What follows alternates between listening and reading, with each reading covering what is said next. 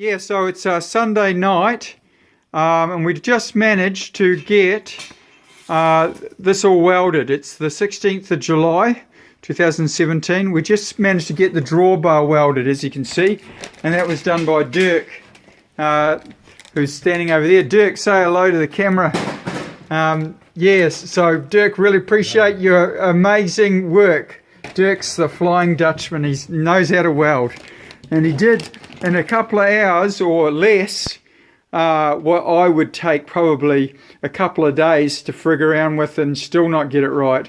So we've got the drawbar in there, and on the other side you can see it's sitting pretty. So I'm really very pleased, and my toolbox is going to go there, and there it is sitting here, and I'm going to have a sink there as well sitting on the side, an outside sink. Yeah. And there's my cat. How's it going, Leon? Alright, so that's all for me. I'm very pleased and totally amazed. We had problems with the generator that runs there's the welder there, and we had problems with the generator getting it started, but Jim the magician just happened to make it work. So happy days.